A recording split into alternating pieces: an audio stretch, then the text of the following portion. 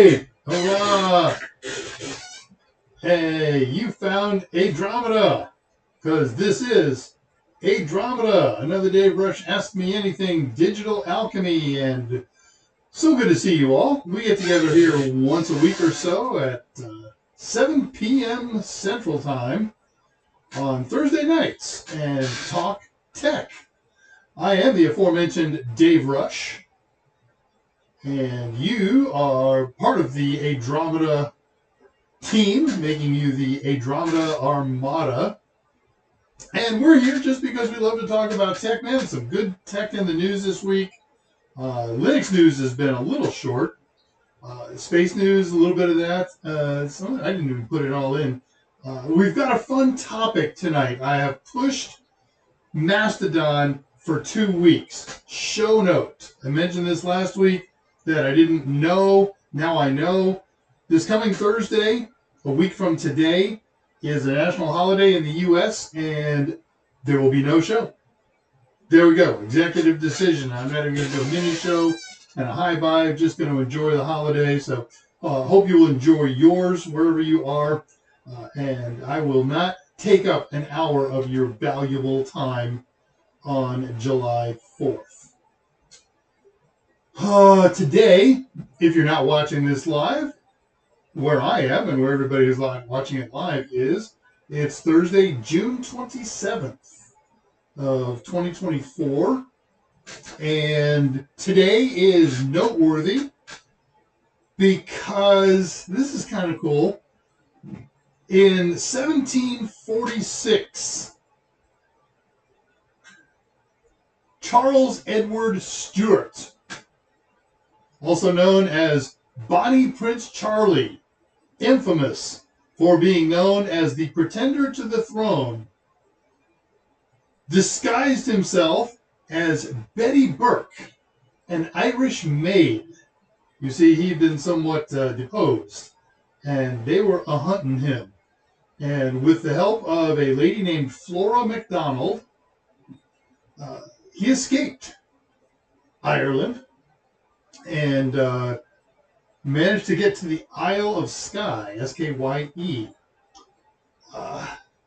He's got a mixed reputation in the real world, but even in Ireland now, Scotland, was he Scotland or Ireland?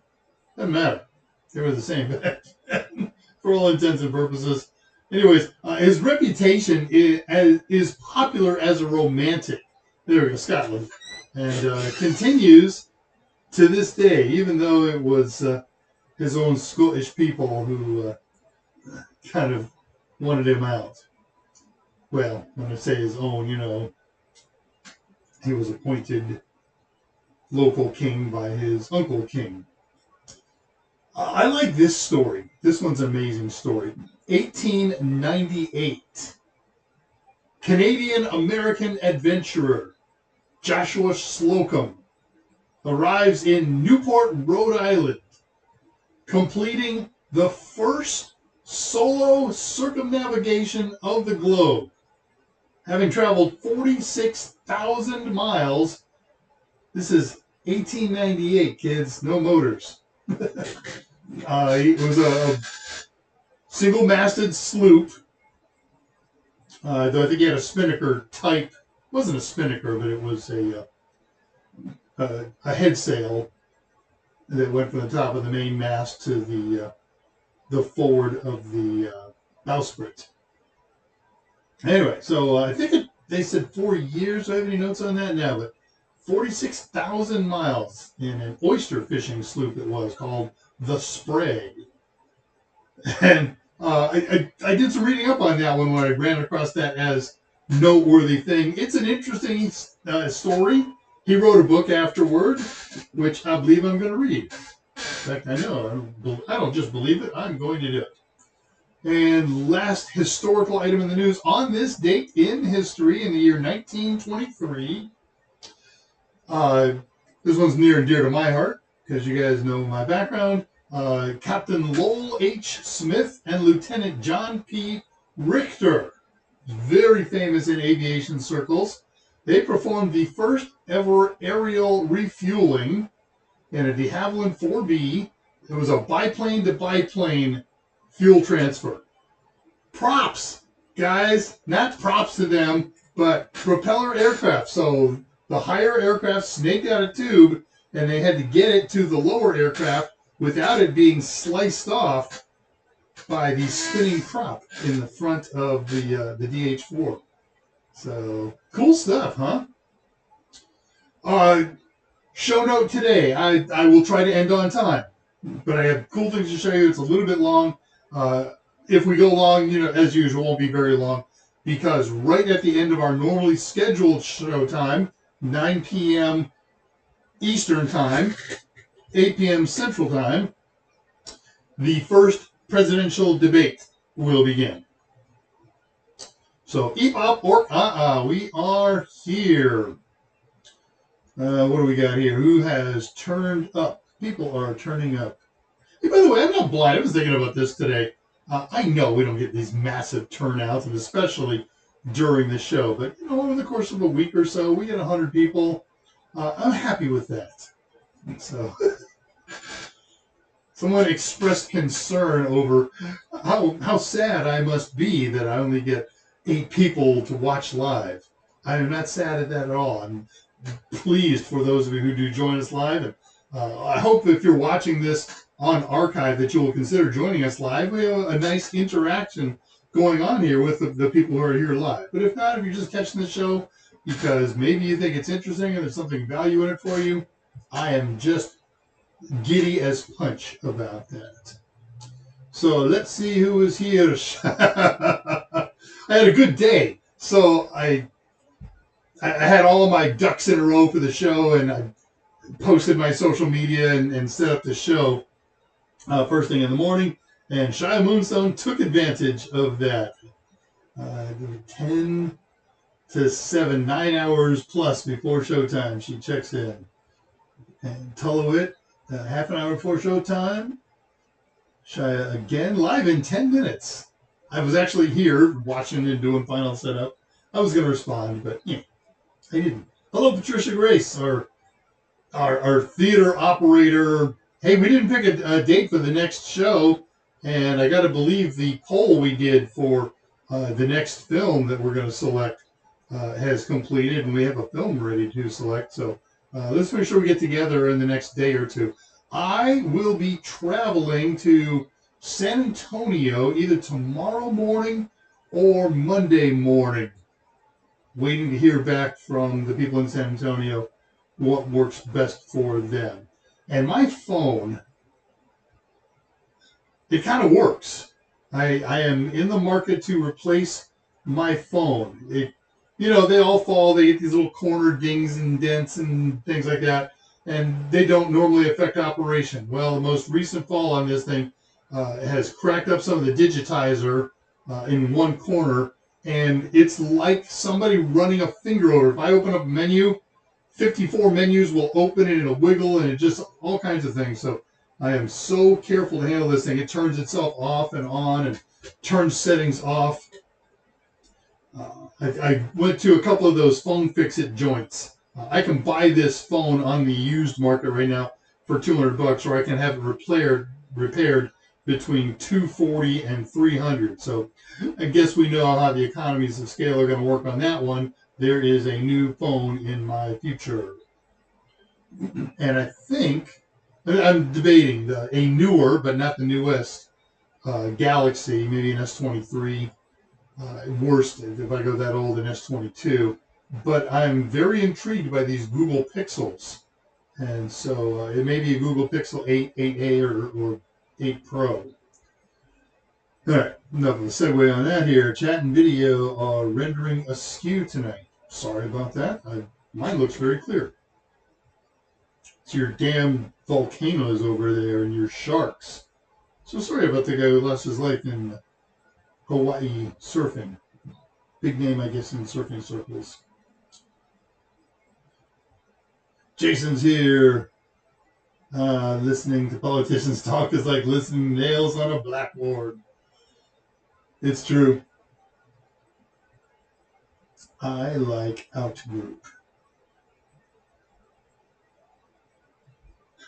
Me too. I don't know what that means. Can the current leader form a sentence that makes sense to be debatable? Look, the last time we saw the current leader in a debate, they had him so juiced up.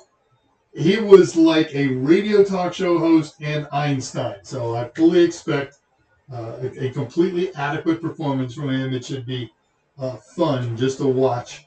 I would love to hang out afterwards and watch the withdrawals. They had 9 days to work out the dosing.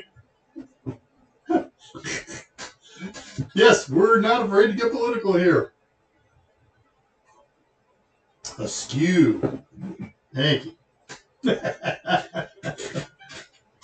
All right. Well, let's see what's in the notes on the day. Oh, yeah. So we got a Discord server. Here's an invite to it. It's technical. It's fun. It's broad-ranging like this show, and we can always add more. So by all means, join us. We are small but growing. You can contact with me there, or if you want to contact me in a more intimate fashion, here's a couple of email addresses in the chat feed that I'm accessible at. You can also find me on X. Really enjoyed the post from some of you who are on X and have invited me to follow you, and vice versa. Thank you so much. Here is my current Mastodon, and it will go through changes in the next 2 weeks. They'll fill you in. All right, so where are we at? What have we been up to? Last week, we did a show looking at two utilities, a utility and a technique. One was the A-Spell utility. It's a utility that allows you to do post-creation spell checking and editing on a text file. It's kind of cool. And then we looked at the bang bang in the bash shell, which is used to repeat a previous command. It's great for, I forgot to put the following in front of a command, like sudo. It's the most popular example. So we can say sudo space bang bang, and that will recreate the whole previous command with the word sudo in front of it. Or, I forgot to grep. So bang bang space pipe grep whatever. You can put things after it. And you can do befores and afters. And if you're editing before type stuff, using bang bang is more practical than up arrow or F1 or history or single bang. So it's kind of cool. Excuse me. This week's show, we are going to look at a program called Termshark. We're looking at it for two reasons. One, because it's a cool packet capture program. It's great for a computer, a Linux box, though it's available for non-Linux boxes, that doesn't have a graphical environment. So Linux servers don't typically have graphical environments unless for some odd reason that you may have, you've added one. So there are three kinds of environments in the Linux world. There is straight command line, CLI, command, minus switches and dash switches and slash switches and whatever. And then there's GUI, graphical user interface, like we're all used to with Windows and Macs and Linux workstations. And in between is the TUI, the text user interface, which is kind of text menu oriented. There's a couple of different subflavors of those. And so that was really my goal this week. I wanted to play with a TUI, and I said, well, I got to find a program that has a good TUI and is going to be interesting. And so I picked Termshark. And I got to tell you, I put some time into getting it worked out for reasons that I will make clear when we get to project part about halfway after the show. So let's get into news. I got 6 news stories on the week. Last week,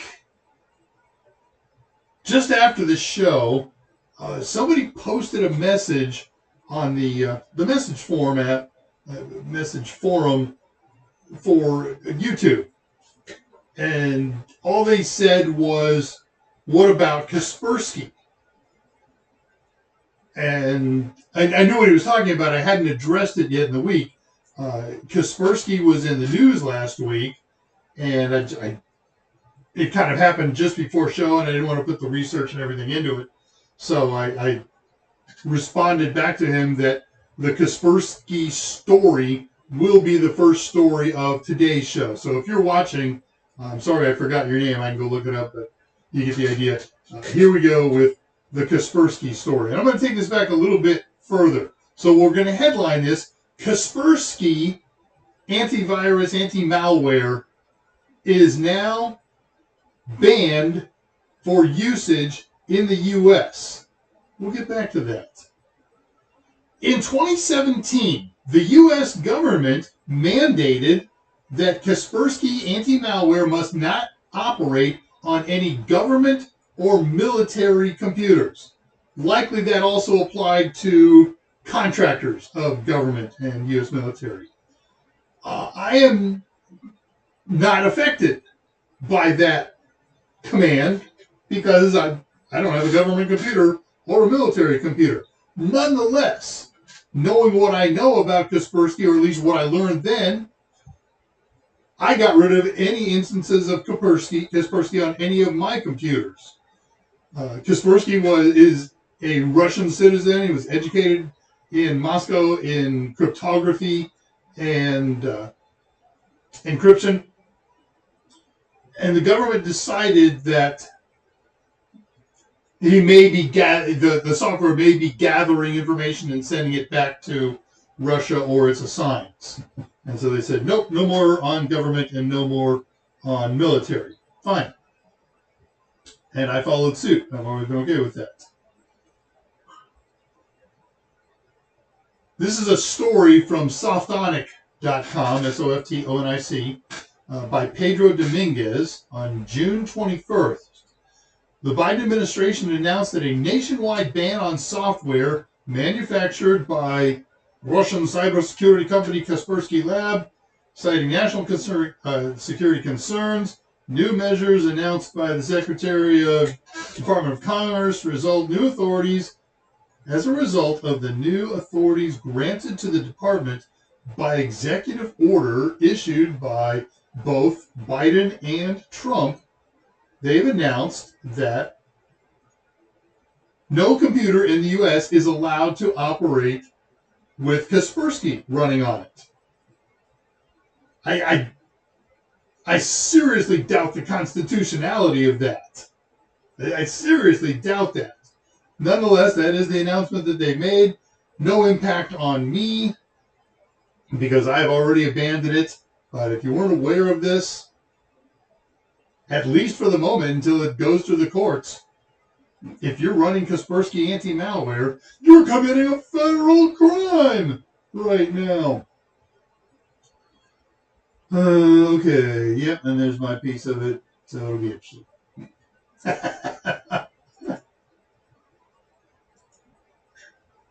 I have used generative AI 3 times in my life. All 3 of them were within the last week. Patricia had done an experiment on an AI/search engine to ask a question about me as she tried this thing out. And I said, well, I got to try this. So I tried it in a slightly different way. Got some interesting results. And I said, well, I got to try one on a person who has very little internet presence. And I tried that on them. And the only thing it knew about that person was their last city of residence. So cool. So that was 2. And then I said, well, all right, I got a news story here. And there is just no image that fits what I want to convey. So I sat down with some generative AI, deepai.org, deep like in depth, and had it generate the Starliner if it were made of Swiss cheese docked at a space station. Because that's the news. Starliner return is now delayed indefinitely. This is our 3rd delay. What do I want to get out of this thing without reading you all these notes here? Last delay. Yeah, the last delay was supposed to be up through yesterday. It was going to leave yesterday last time. But 4 days ago on Monday, NASA announced new delay and calling it indefinite. The crew was initially scheduled to do a spacewalk while they were up there. There was a problem with one of the suits. I spelled that sweets. Goodness. Save that.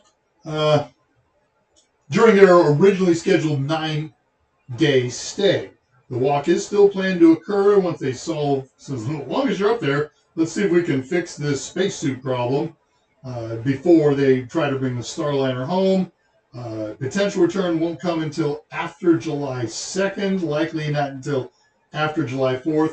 The Starliner has a 45-day limit. It's rated, and I tried to get more details on this, and with the short amount of time that I have, I didn't find the depth of it, but it's rated for a 45-day stay at the space station. NASA says they could take off any time, but the longer that they keep it up there and work on the problem, study the problem, create workarounds or whatever, the better. So they're going to delay it as long as possible before they bring it back, or as long as necessary.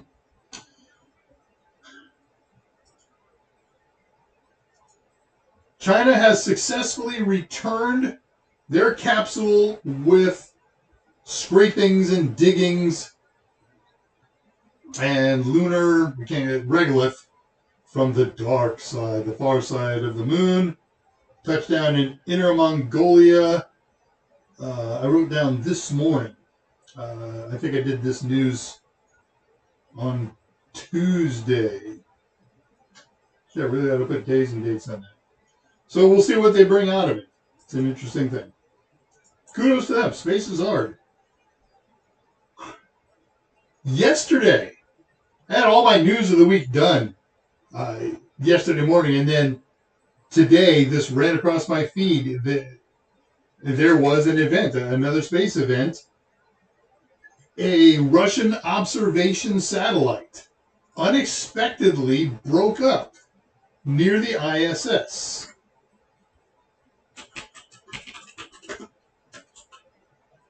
So ISI, space station occupants had to shelter for about an hour yesterday. This satellite called Resource-P1, with a U in there, is an Earth photographing and measuring and monitoring satellite. I don't know when it went up, but its instruments failed in either 21 or 22. I ran across a number of different stories, and they had a mix of dates.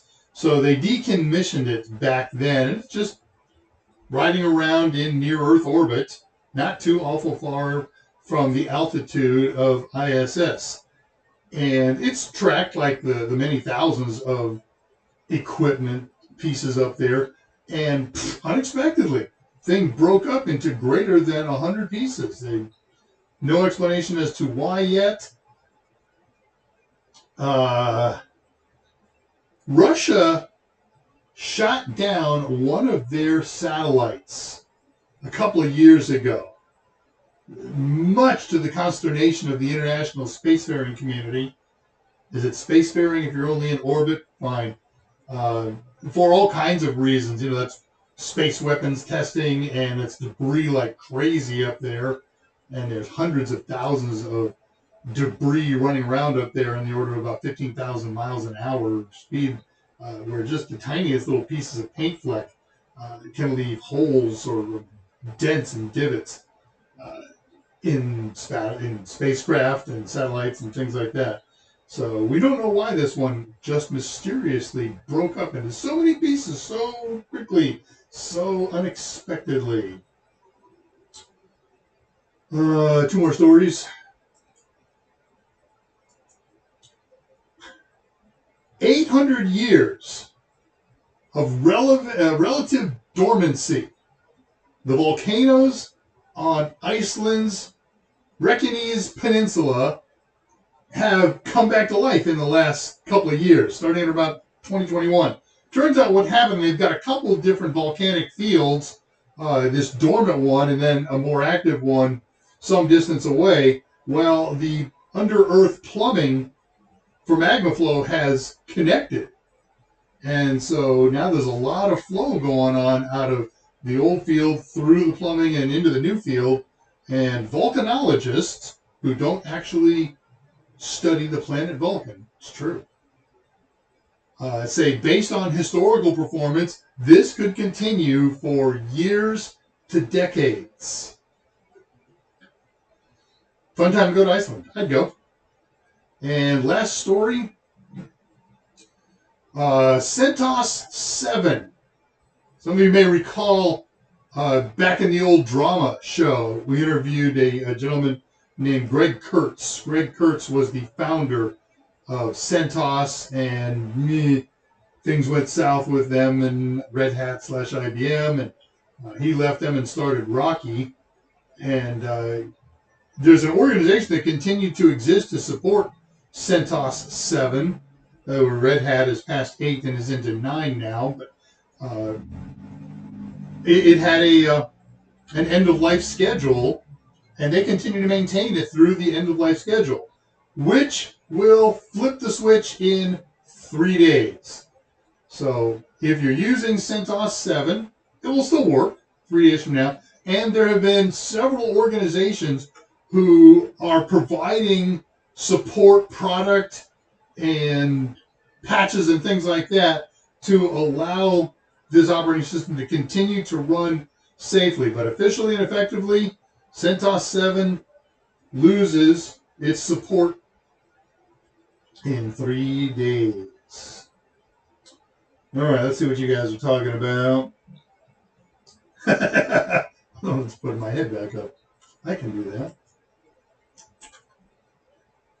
I don't think I have any slides for the presentation. Oh, I haven't done that. Okay, it's always something that I forget.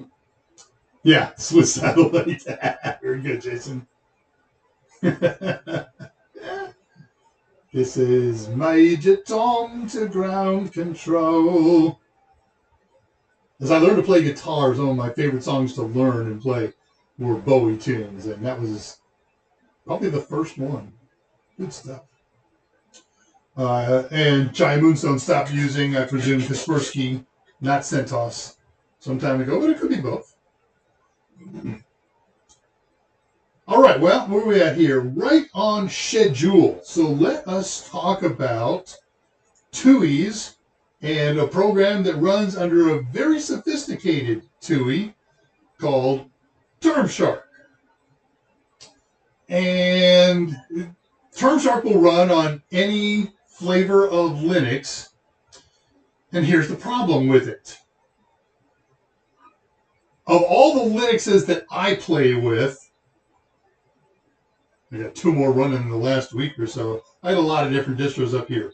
None of them have the most current version in their repositories. And so I would install from a repository this method using apt or DNF or snap, and it wouldn't work.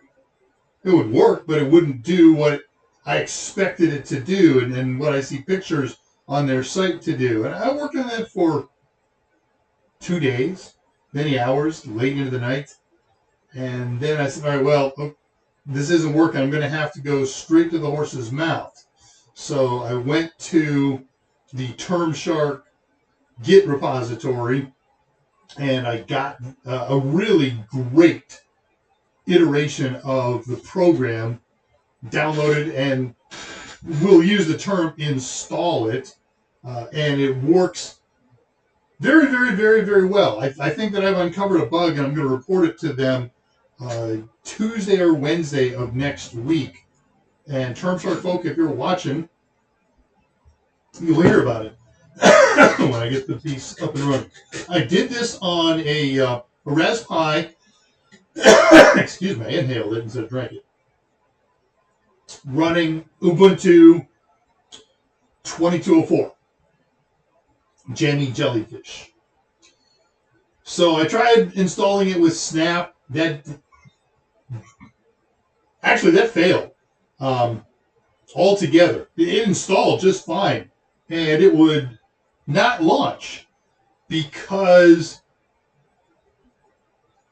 within the Snap environment, the network interfaces of the Raspberry Pi are obscured, and so it could never initialize and use the network interfaces to capture packets. Termshark is a packet capture and analysis tool. You will recognize the Shark name from WireShark, which is a GUI-oriented packet capture and analysis tool. And then on the other end of the spectrum, we have a command line utility that's available in most flavors of Linux, excuse me, called TCP dump. And what the folks at Termshark did is they said, we're going to create a command line utility that's like TCP dump. A little better here, not as good there. Okay, that's cool. And you can run it. In fact, I went down the rabbit hole one day and said, I may just have to demonstrate this. And then I abandoned it and said, that doesn't illustrate the TUI concept at all that I want to do. So that went down the tubes. But what they did is they created this TCP dump like command line utility called tshark, and then they created a textual user interface, a TUI, around it. So you don't have to learn all of the switches and flags and things like that on Termshark. You can use this textual user interface, a TUI. And when you install it using traditional methods, an executable comes down and a config file comes down, or multiple config files, and then all kinds of other dependencies come down.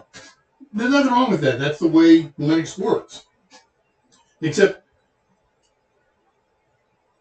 I couldn't make Termshark work at all in this interactive, menu-driven approach.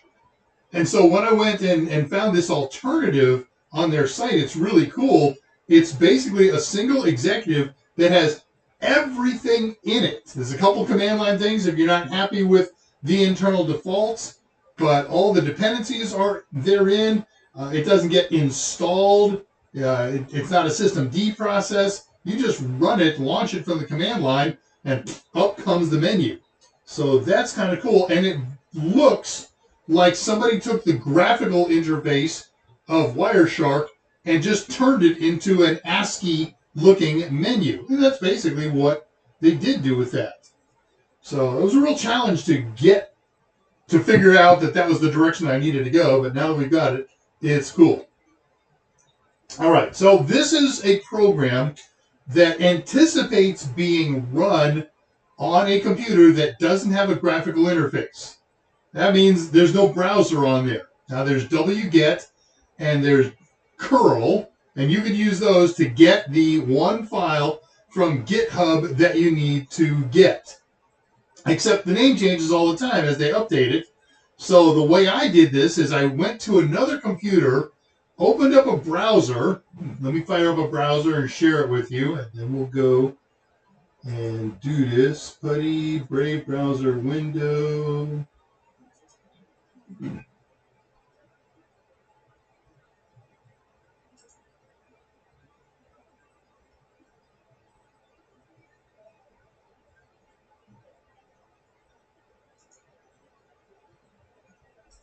All right, hang on, I got to open a page in there.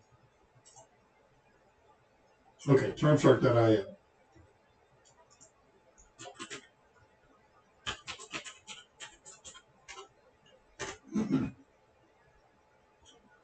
All right, now let's go share that browser. There we go, Termshark. Okay. Put that up there. Put that up there. So I went to another machine and I browsed to termshark.io. And from there, down here toward the lower right, I clicked on GitHub, because that's where they store their files. Hard to argue with that, right? And I'm using a Raspberry Pi, so I need a version of Termshark that'll run on ARM. So what we're going to do, let me go to the page there. Oops, I just clicked wrongness. Okay, down here underneath all these log entries are assets, Termshark, Linux ARM64 TAR-GZ, and here is Linux ARM64 ARM6. I don't want the ARM6, I want, because that's for an ARM chip that's version 6. We're on versions 8s and 9s on Raspberry Pis. So I want one that's going to run on a 64-bit ARM operating system. So we can click on that and download it. Or if you look up the URL for that, you can right-click, find the URL, and then use wget and go get it. Poof, that's it. Now you've got the file on some other computer. And it's a tar-gz file, which means it's a zip file. GZ files are zipped up files. Go back here now.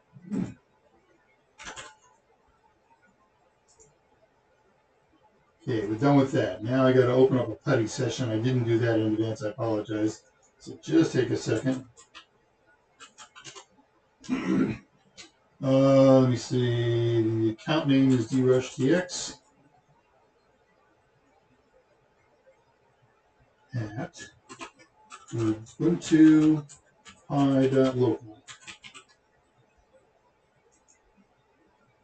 And the password is raspberry, RASPBERRY. Very good. And now we share that.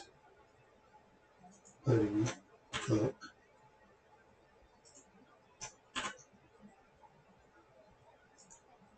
So then what I did is I transferred it from the machine that I had a browser on over to this system. And it's a pretty raw system. There's almost no folders in here. And I sent it as if there had been a browser on here and I did a download. It would have saved to the downloads folder. So let's go into the downloads folder. And here in red is the downloaded file. Termshark _2.4.0 Linux blah blah blah blah .tar.gz. And then what I did is I ran a little command. So I'm going to show you, but I'm not going to run it because I've already done it. Let me put that in.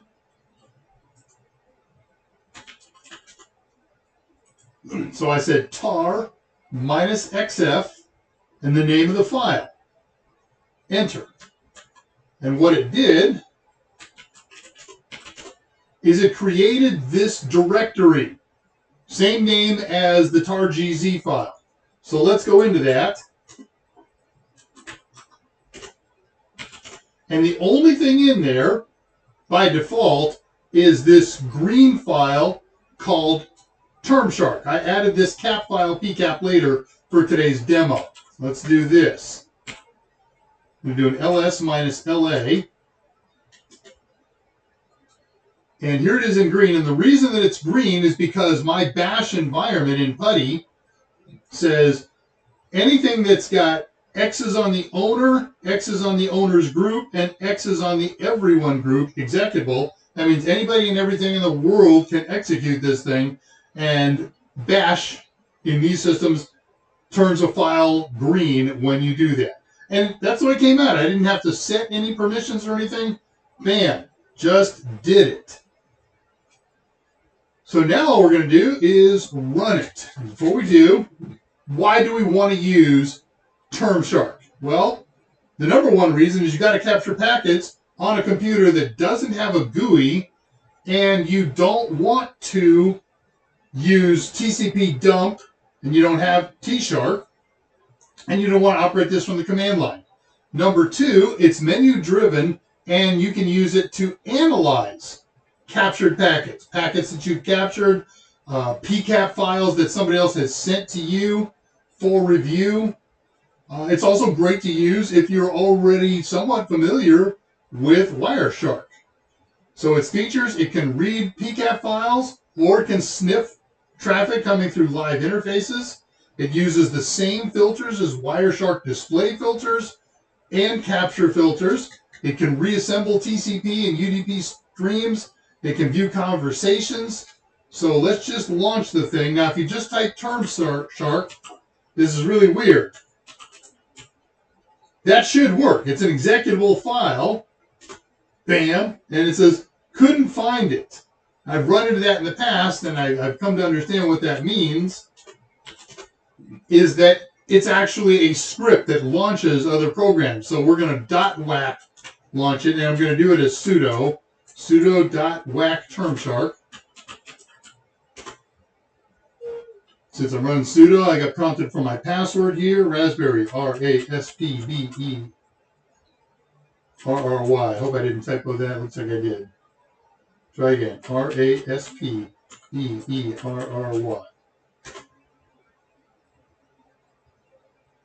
Okay. So now there's a whole bunch of things going on in that script that are being called, but poosh, here we go, and it's capturing right now. Comes up with this thing that says, hey, we're running in Xterm. It's an X Windows terminal emulator. And I can make it more colorful, he's telling me, if you want to switch. And you can always do that later, but it's colorful enough for what I need to demonstrate. So this is the TUI. You can run around with tabs and arrows and enter keys and things like that. This is a special TUI because it's using an X terminal emulator or an X Windows emulator. I can even use my mouse. So I'm going to let this thing capture and let's try some stuff. I don't have anything in particular order here, so I just want to do a short little tour here. Okay, well, first things first. I'm going to hit stop. Okay, so now he's stopped capturing packets. So I can start viewing packets as I see fit. Let's just pick one packet at random. We've got 3 panels, just like WireShark. A capture panel up on top. This middle panel, which depending on what you're doing, this may freeze up when you touch it. This is a summary of all of the elements, the various headers and layers found in the frames that have been captured, and then down low for whatever I've selected up here in the middle panel. Here's a detailed breakout of all of that in hex on the left and over here in ASCII on the right. We can put filters in here, capture filters, display filters. But what I want to do is I want to quit out of this thing for the moment.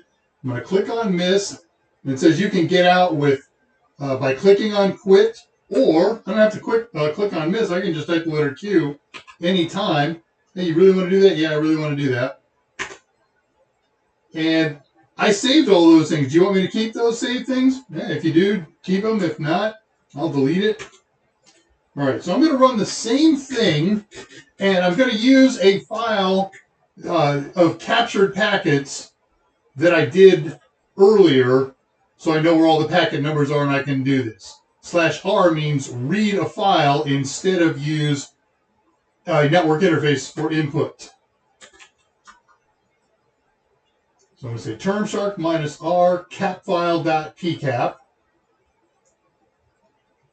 Enter. He loads it all up a lot quicker this time, right? I get that same, hey, you want more colors? Nah, not right now.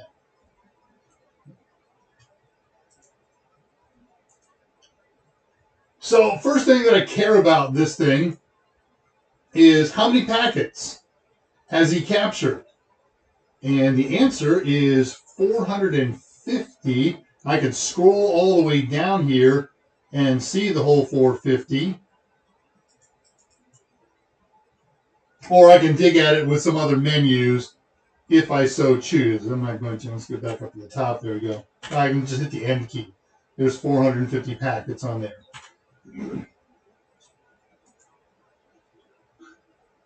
Let's see. Let's analyze detailed review. And it's gonna. All right. So I'm going to start by selecting frame 36. And there's a go-to function in here just like in WireShark, but that's not too far to go to. So I'm going to go to frame 36. I can arrow to it.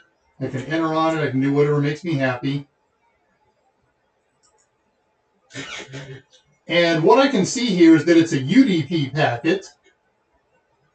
And it came from source 192.168.1.165 and was destined for network 192.168.1, not a particular station. 63 bytes long. The actual protocol is 21 bytes. All right, we got the idea. Now what I want to do with that, I want to go up here to analysis. And, oh, by the way, here's the, this tells me everything about a summary of all the packets that I captured. There's my 450 packets. Average file size is 81 KB. All right, you get the idea. Stop it. So let's reassemble this UDP stream. And he goes buzz, buzz, buzz, grind, grind, grind. And he didn't do what I asked. He actually reassembled every stream that was reassemblable in this 450 captured packets. But I'll find out which one I want by clicking on one. So, okay, that's a conversation. And I could go dig further into that. I'm not going to, because I'm not teaching a Termshark class. I'm just kind of introducing you to some neat things.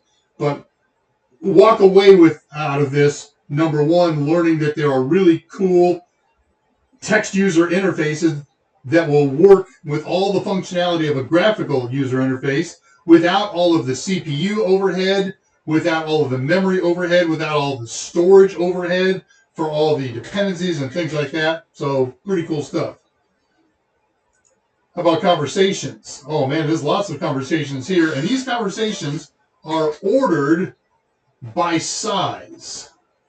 So here's a conversation that constituted 171 back and forth packets during our capture, 7,700 bytes.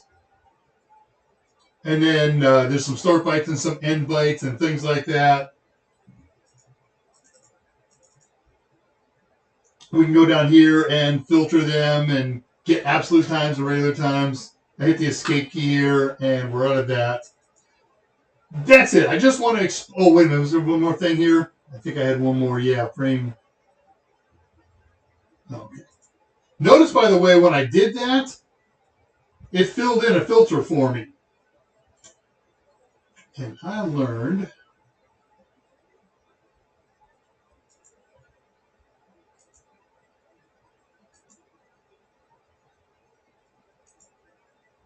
this is one of the quirks that I found out about it.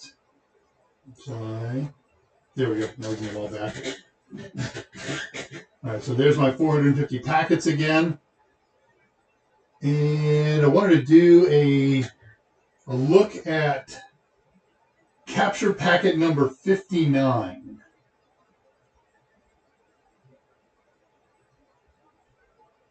Now this one froze up on me when I tried to touch anything in the middle panel, so I'm not going to do that. That's the report that I'm going to generate, but I don't want it to freeze up just now.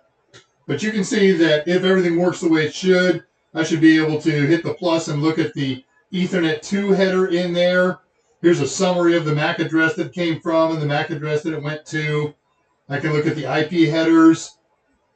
Here's the source and destination IP addresses, a lot more information. And then we can look over here at the bottom one, transmission control protocol, and say, hey, this came from source port 6297, which we know because we're all port geniuses that that's an ephemeral port, and it was sent to destination port 22. That's the SSH port, and that's what I'm doing with this thing right now. So down here on the bottom is all of the frame as captured. So if I start up here, everything that's highlighted, this stuff highlights in the middle panel correctly. Here is the MAC header. The destination, the source, 0800 means it's going to get sent up to IP.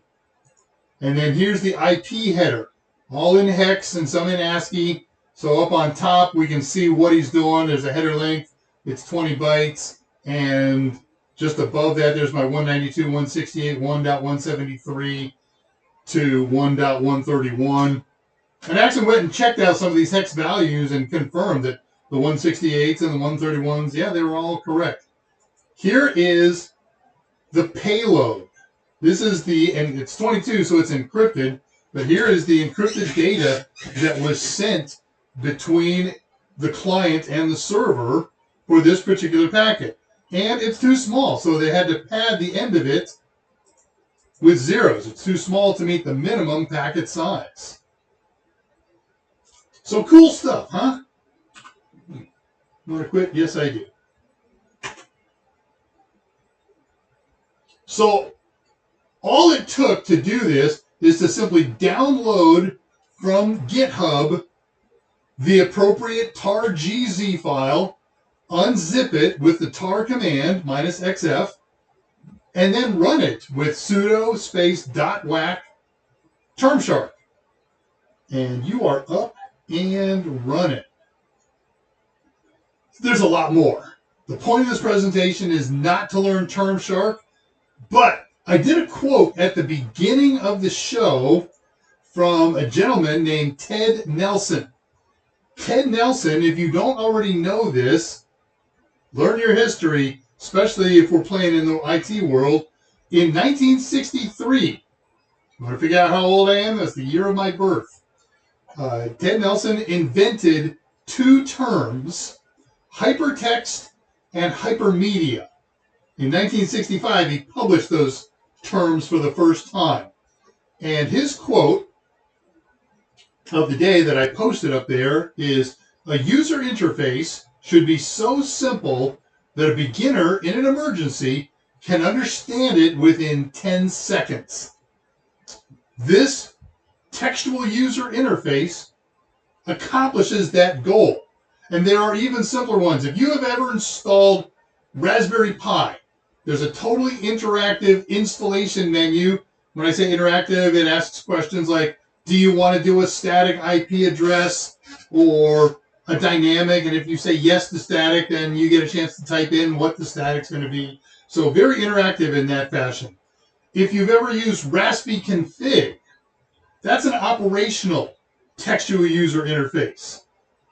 All you can do is menu selections with enter keys, arrow keys, tab keys, and that's it. So there's nothing that you can type in an interactive way by answering questions. Just accept the choices that are there. But those are the three big flavors of TUIs, and they're all really easy to figure out and understand. Most of them only support keyboard actions, but ones like the ones we use today with the X Windows emulator, that we can even use mouses for. Mises? Looking for something? Here we go. Maybe. Oh, there it is. Okay. All right, so before we close things down, 7 minutes early, let's see what you guys were talking about while I did all that.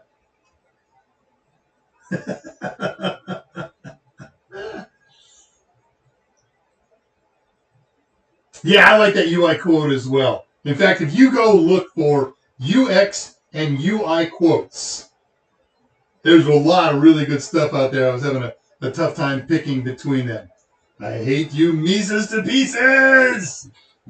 Well, good. Let's wind it up a hair early so you can pour yourself a cold one, park yourself in front of a television, and prepare to be enthralled by the greatest spectacle on earth, political debate, where both debaters are equally loved and equally despised across the whole spectrum. And then the circus of a venue and methodology that they've selected to do it is just going to add that much more circus to the whole affair. It's going to be fun. Yep, TUI. It's just the next planet to Tatooine. Just made that up. Hey, quickie story. I posted this on Discord as just a very quick thing, but I was walking behind my missus the other day. She's sitting in front of her computer, and she launches a program, And about an hour and 40 minutes later, the program came up. And I said, what is going on here? She says, well, that's normal. So I looked at her computer. I built it ages and ages and ages ago, and I've never looked at it from a tech standpoint. I have done her a horrible, terrible disservice. She's running Win 10 on it on 8 gigs of RAM, and obviously a commensurately old CPU. So I said, well, I'll tell you what, we will upgrade your computer, but in the meantime, let me upgrade your RAM. And the motherboard supports a maximum of 16 gigs of RAM. So I bought a match set of 16 gigs that's the right size and speed for her system, and open it up, pop out the current 8 gig stick, which is a cool stick. It's a fancy RAM stick. I never turn my light on. Goodness gracious. Always something you forget. Hang on. Thank goodness it was mostly not about my head, huh? Well, speaking of which, let's just get back to head.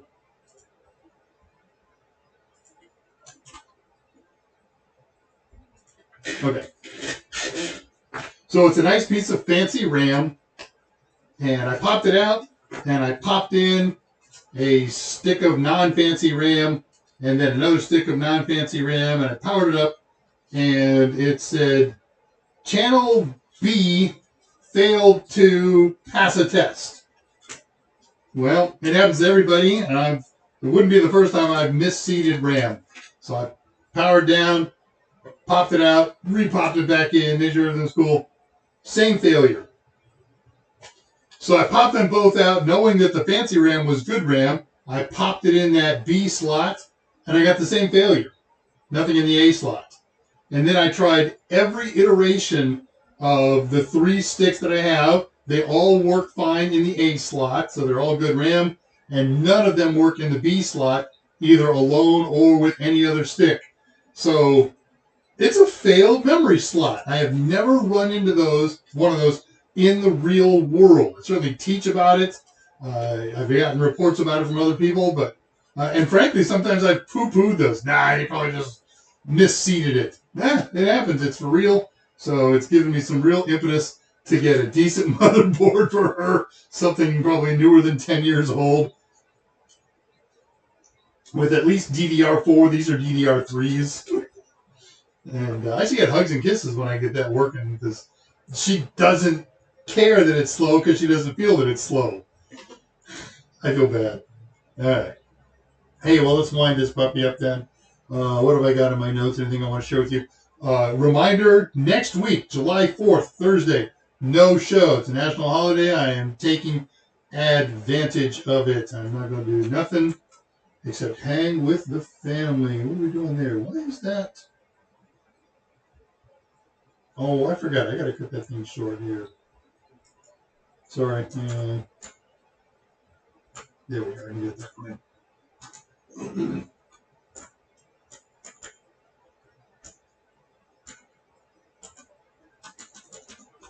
That's the way to do it. Poof. And then we go over here and we click on this and we wind it up. So, I don't think I'm forgetting anything else. If I am, we'll find out in 2 weeks. In 2 weeks, we're going to get back to the Mastodon project.